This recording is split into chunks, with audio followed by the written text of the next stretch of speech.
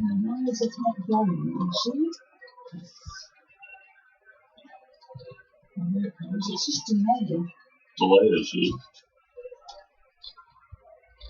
Just to wake it up.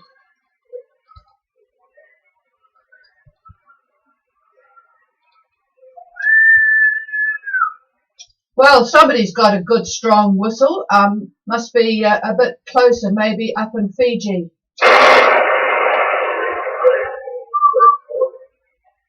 Oh, amazing grace. Boy, Falanga is coming through well. Hello, John and Leilani.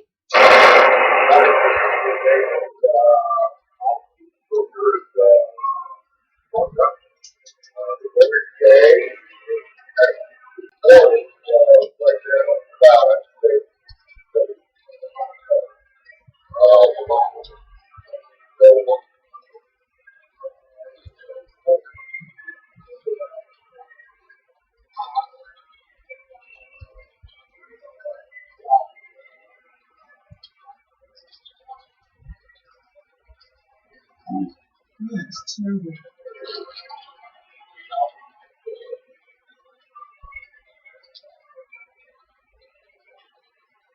Well, you faded into the murk, John. I'm sorry if I'm stepping on top of you. I'll just say good morning to everybody. This is Gulf Harbour Radio, ZNH 286. It's 100% cloudy here. We've had the most lovely weekend, though, and I was just amusing myself here. I looked at what weather I reported on Friday. 15 degrees. Well, it's 15 today. I had 3 knots from the northeast on Friday. It's 2 knots from the east-northeast today. But our barometer, which is pretty much the same, is now going down rather than up, 1018.0 and dropping. We do have weather coming, and it's not going to be very nice all week. But, boy, we've just had this lovely tranquil weather. This winter for us has certainly been one to stay home for. So there you are. But, yeah, it doesn't look too bad. Apart from Falanga, unfortunately, I was just talking to Amazing Grace, and the top of Fiji, well, the main island of Fiji is looking good, but boy, there's a fair bit of cloud and rain around the Falanga area. If it's not there now, it will be shortly by the look of the satellite picture. But other people are going to have a lovely southeast trade wind sail from Fiji to Vanuatu, and Vanuatu looks pretty good too. So it's been not too bad once all that weather got rid of itself over the weekend for you people. It should be going reasonably well. All right, let's go on to a bit of news, and with a bit of luck, the 15 degrees might mean that people turn off the heaters a little bit earlier here. Just starting with over-tourism, which you people won't even know anything about, being in lovely isolated spots up there in the southwest Pacific. But it is a problem in many parts of the very popular places around the world, probably reflective of the fact that people have got more disposable income, so they're going out. Certainly the baby boomers have finished work and are looking at places that they wanted to go to. Rome has just announced a whole stream of new things that they want to combat bad behaviour. Now, you now get a hefty fine if your mouth, for example, touches the metal spout of a drinking fountain. I don't know how they're going to, maybe they'll have cameras on this, but it's a bit difficult to try that one. The cameras will have to be in an interesting position, won't they? Electronic contact. And electronic contact. Oh, thank you, David, for your technological input there. No swimming in the Trevi Fountain. No taking your shirt off or dropping your gelato on the pavement. Now, I tell you what, you don't buy an expensive gelato and deliberately drop it on the pavement. So that's going to be a little bit hard. Residents are not escaping from these new rules. They cannot dry laundry outside in a public place. Which, think of all those wonderful photos that you get of the lines strung between buildings and the roller coaster laundry hanging on them. Anyway, that's the new rules for Rome. You have to behave yourself. Venice has got fines up to $450 if you, for example, lie on a bench, loiter near a monument, or feed the birds. Well, I'm all for the no feeding the birds. Boy, they're a pain in the neck. Northern Italy up at a place called Sayonara. I've never been there, but you can get fined up to €400 for taking the Lord's name in vain. Actually, you cannot blaspheme against any faith or religion or use any foul language in public. Boy, it's getting tough in Italy here. You guys on Mesa Troy and Y2K, you better just stay put in the Southwest Pacific. Okay, the Supreme Court in the USA has cleared the way for the Pentagon funds to be used to build the wall, Mr. Trump's wall between the USA and Mexico. He has finally won. Mind you, he stacked the Supreme Court with a lot of conservative judges, as you will know. Only 4 more liberal judges, so they didn't stand a chance. So he now has $2.5 billion. What he should do is put all these people that want him to come over to work building a new, very expensive wall. That's a good there. idea. Yeah, I think it is. Okay, still troubles in Moscow. David won't want to hear this, but I arrive in Moscow and leave the same day, so don't be too worried. Over 1,000 people were arrested in rather violent clashes in the weekend. They are continuing their demonstrations against the fact that many of the candidates, over 30 candidates who were wanting to be part of the Moscow City, I don't know what they call it, but anyway, it's sort of like our council. They were banned from being on the election papers. It's actually very difficult to get yourself on. You have to have 5,000 signatures to stand. So if you wanted to sign and be one of those 5,000 signatures, you had to give all your personal information to a government database.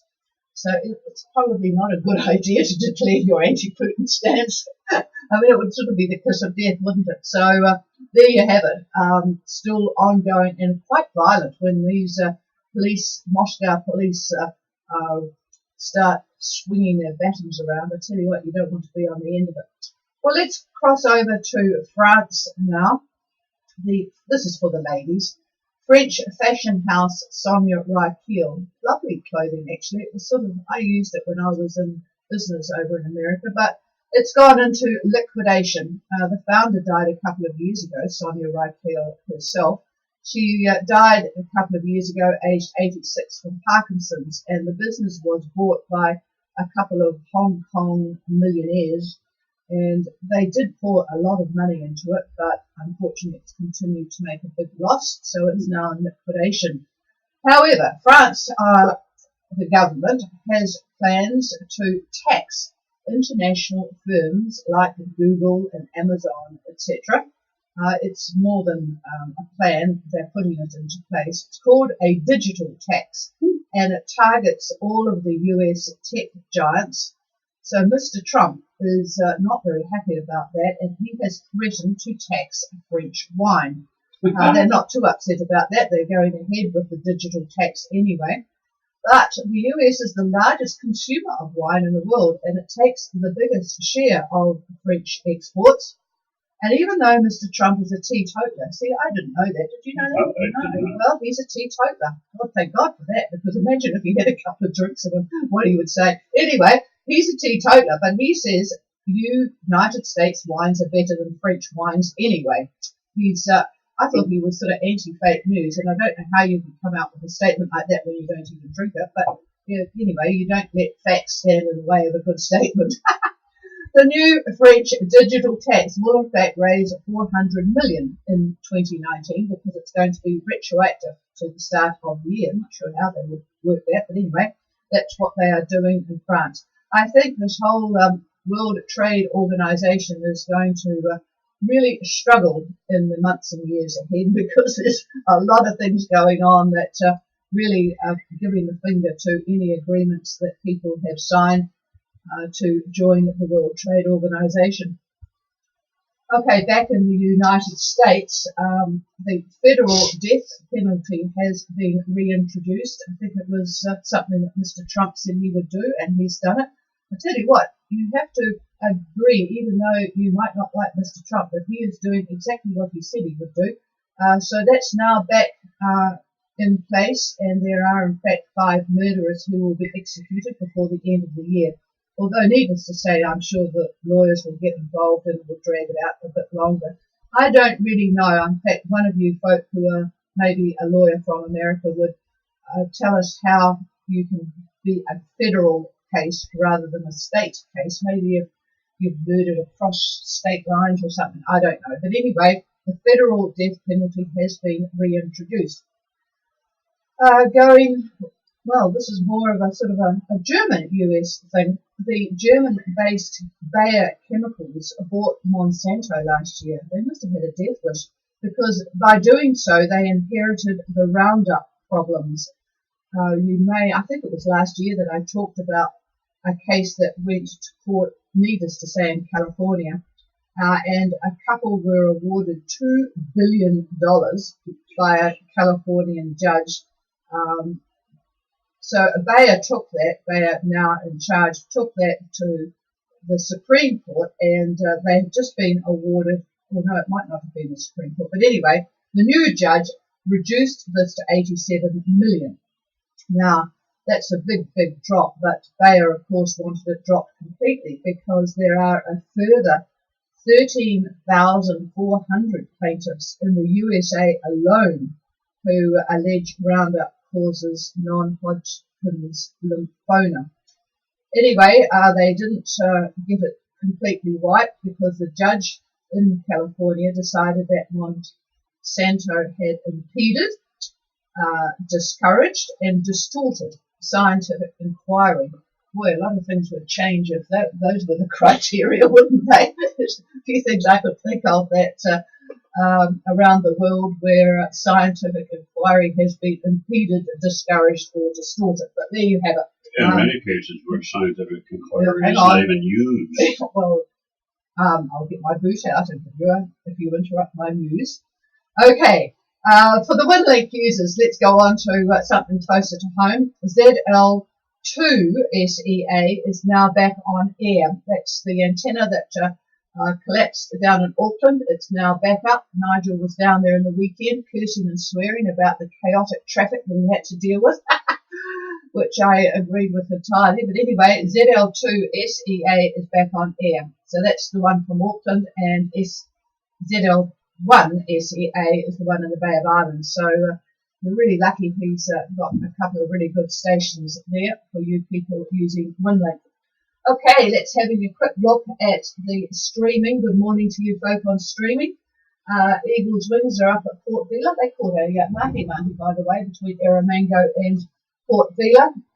It's very good fishing in that particular part of Vanuatu. You always get a fish there. Sometimes it's too rough to actually land it, but they had a very calm motor trip up from Erromango, I think it was yesterday.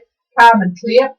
1015, and in Mana Island, Fiji, 24 degrees. Thank you, John. East, southeast, 6. 70% cloud and rain showers overnight, 1011.5. So it's looking pretty good all around the place. Just talked to Fulanga, but Amazing Grace sort of disappeared on me there. It's a really hard copy from Fulanga. Is there anybody else with a report? Please call.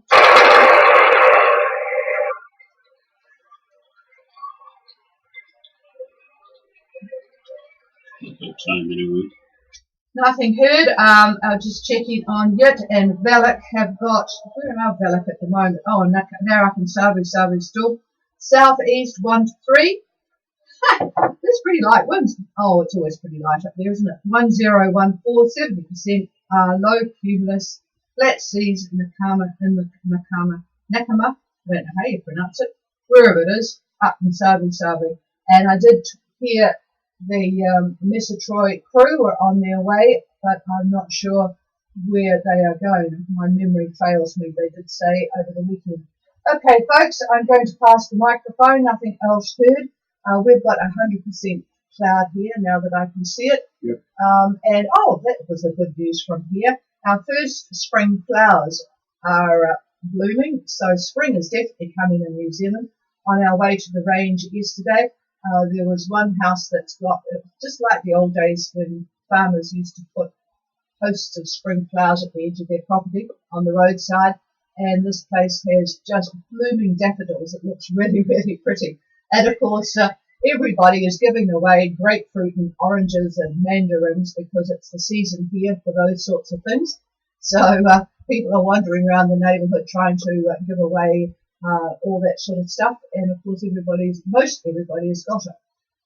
But anyway, I bet you're not getting mandarins and oranges and grapefruit up there in the islands, but we'll eat them for you. Here's David with the weather. Well, yeah, and these oranges are tasty, juicy, and sweet. Really lovely. Got some good neighbors here that have got some productive trees. Anyhow, good morning to you all on a very rough and tumble weekend. For most of you that were in Fiji, Tonga, Wallis up there, Samoa as well.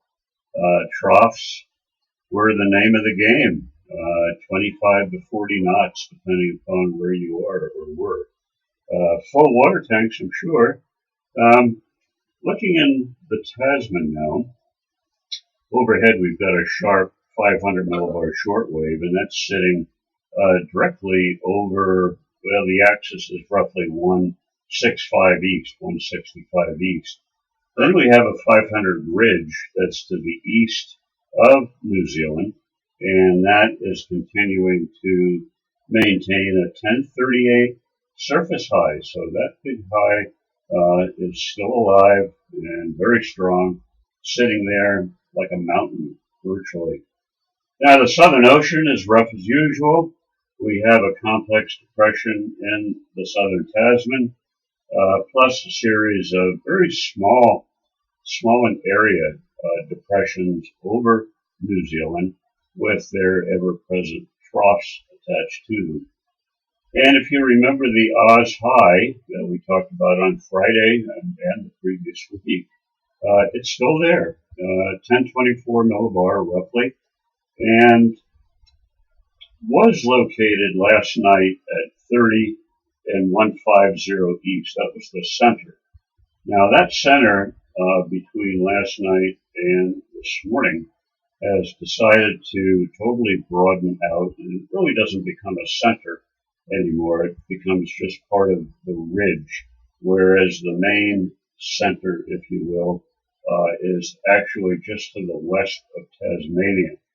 And central pressure for that early this morning was 1030, 1030 millibar. Now, up in the islands, the Fiji and Tonga folk, well, you know all about the troughs, and that the worst one, of course, came from the Solomons, went across the Santa Cruz Islands, and over to Fiji, and then Tonga. And then we had another pesky little trough that runs from Tuvalu to Samoa, and cloud from that is affecting the Wallis area as well. And speaking of Wallis, well, they were hammered over the weekend. Plenty of rain, for sure, from the trough's activity there. Easing today, I would say, and tomorrow as well, but still we'll be looking at showers, I think, this afternoon into tomorrow morning. Not continuous, but scattered, isolated type showers. Winds about 10 to 15 knots. Northeast shifting to the east this morning, northeast very early, and then shifting east before lunch. It could very well be east now. And it will stay easterly, give or take, on that direction for a few days now. So to Tonga then, to the south, all of the warnings that we've had over the weekend have been dropped. High wind warnings, high sea warnings, small craft warnings, etc., etc. They're all gone now. It was a nasty weekend, that's for sure, and hope all is well with the yachts that are up there in Tonga. Winds were pretty much what we predicted on Friday, and I believe what I said was 35 knots plus. And then we found out that the winds were up to 40 knots. So there you go. Not very pleasant at all. Anyway, early today, east to northeast, about 10 to 15. Vaval, quite possibly the winds could rise up to about 20 knots a little bit later with some associated showers with that.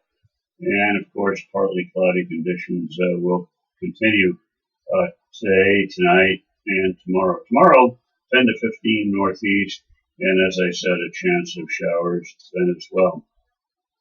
As for the Vavao area, down in Nuku'alofa, Tongatapu area, 10 to 15 knots, easterlies by this afternoon, and little in the way of showers down there. It seems to have dissipated mostly down in the southern areas for today.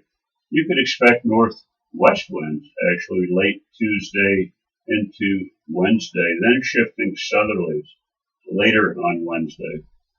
Now, this morning, jumping back to now, the actuals, Vavao east-southeast 7 knots. Those some rain there, rain at the airport, and 1014 on the barometer. The Hapais reported east-northeast 11, scattered, and 1014 as well on the barometer. Tongatapu, southeast 5, scattered to broken, and quite a few towering cumulus in Tongatapu, really big cumulus clouds, the precursors to cumulonimbus. And barometer up a bit, 1016. Over now to Fiji, where our trough continues to affect the group. It's not very strong, but it is there. You can see it on imagery. So expect cloudy periods, brief showers, that sort of thing. Possible thunderstorms in this as well. Tomorrow, we'll still see cloudy periods, I believe, and occasional showers as well. Now, winds in general for the group, east to southeast, and they'll be 15 to 20 knots, and that'll be through tomorrow. Now, that's per the Met Service, so that's east to southeast, 15 to 20. And I'll give you what we think it's going to be in a minute. Radar, though, looking at radar this morning, shows plenty of shower activity about the group. I'm not going to sit and name all the spots I see returns, but virtually everywhere. So they come, they go, and they're in one spot.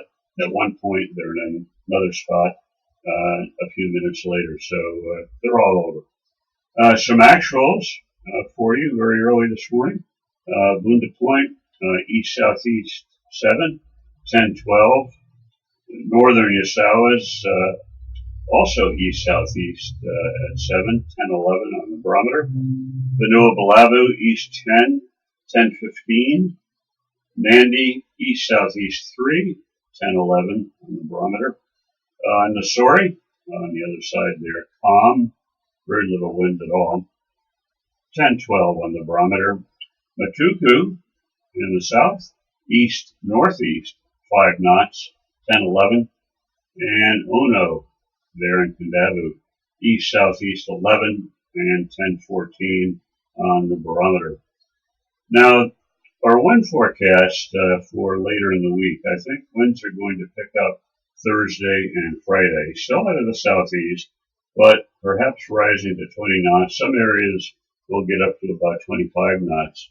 But for today and tomorrow, we are differing a little bit from Fiji Met. We're seeing east to northeast winds today and tomorrow, also northeast winds, but for the eastern half of the group, but southerlies for the western half. So if you draw a line north-south through the middle of the group, that's what we're talking about. Wednesday, however, virtually everywhere it gets mostly southerlies. So it's a real mixed bag for wind direction for this coming week. Over to Vanuatu, early satellite imagery shows quite a bit of scattered cloud, no trough activity at all. A few actuals for you. Santo early this morning, southeast 7, scattered 10-12. Afate east-northeast 2, scattered to broken 10-14. When I give you these 4-digit numbers, that's the barometric pressure. 10, east northeast 4, scattered 10-14 as well. And way down there in Anisham, southeast 5, scattered 10-15. Now the wind forecast, and this is a general forecast, by lunch I think southeast winds all up and down the group, 15 to 20 for the northern half. It's about 15 knots in the central areas and 10 to 15 knots for the southern. So I would say tomorrow lighter air than what I just gave you, still coming out of the southeast, but I think we'll call it 10 to 15 knots up and down the group. So it might be an opportunity to move around without too much difficulty there. And on to New Caledonia, where imagery shows scattered cloud, plenty of breaks here, so it's quite a broken sky. Fairly light air in the southern lagoon, southeast winds for the most part, and they'll be in the 10 knot range, 10 knots. Tomorrow, south-southeast, still around 10 knots. We may have light showers later today into probably early tomorrow. So we'll see if that comes about. Some actuals for you this morning. The outer reef in the southern lagoon, northeast 5 to 10. Ile de Pan reported southeast 4, and they had some drizzle. And Noumea, northeast 7 to 10 knots. So fairly mellow conditions, if you will, for New Caledonia. And that's pretty much it, folks. Can't think of anything else to say. If you need anything more specific, come down if we could hear you.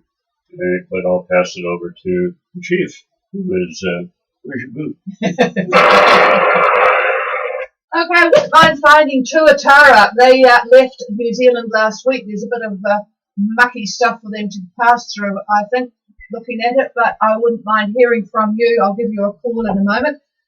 Just updating an actual gracious lady at Port Stanley up there in Vanuatu, light southeast, 30% cloud cover, 1011. They're doing a circumnavigation of Malakula before returning to Vila. I wonder if they'll go and stop at Battery Bob. there's a little acreage at the northwest side of Malakula, and the guys will come around. We call them Battery Bob because, yes, you want crayfish? Oh, yeah, we'll go and get lobster for you tonight, but we need batteries. So, of course, you give them batteries for their flashlights, but they don't actually go out. They sit and watch videos. So we call them Battery Bob. I'm sure that they're still playing the same ruse, so be wary of that. They've caught a mahi-mahi. Boy, there's a lot of people are catching mahi-mahis.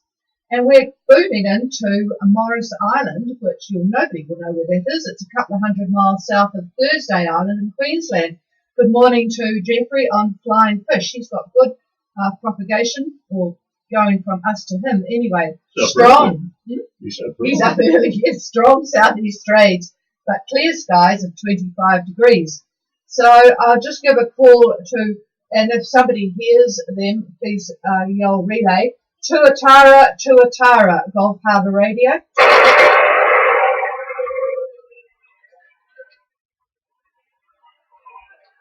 Nothing heard here, but if somebody did hear them, I would appreciate a call relay. I will make the announcement today and a couple of times this week, because usually when we take our midwinter break, we get emails saying, have you changed frequency? We can't find you. Well, you won't find us because as at the end of Thursday, I was going to be here Friday, but I do fly out on Friday, so David has decided that he will let me sleep in. We will be away for about a month. The actual dates are on the website. Now, also, Peter Mott, Northland Radio, will be away for all of August. So the nets that you've got are the SOPAC net 6209. That's at 2000 UTC and 5:30 UTC. But for those of you on passage, please remember, and this is not just New Zealand folk, the Maritime Radio New Zealand, who monitor all of the emergency frequencies, are responsible for a very huge area, and it is good if you can call them. We always used to do it about, sort of late afternoon when propagation was good. But just give them a call when you're on passage, and it just keeps everybody safe, and they know where people are, particularly if somebody else is having trouble. So you've got maritime radio on any one of the emergency frequencies. Just judge it by what the time of day is, usually about 4 or 5 o'clock. It's about the 8 meg frequency. And they're quite happy. And they are very, very good, and will certainly just take your position. Doesn't matter who you are, where you are. Okay, so do remember that we will not be on air for a month, and you have got those 2 options there. We would prefer you use, when you're on passage, maritime radio, because if anything happens, then they know where you are. They're right next door to the RCC and so on. But a good alternative for a good chat is the SOPAC net. Okay, did anybody hear Tuatara respond to me? Tuatara, Gulf Harbour. Nothing heard. How about flying fish? Flying fish.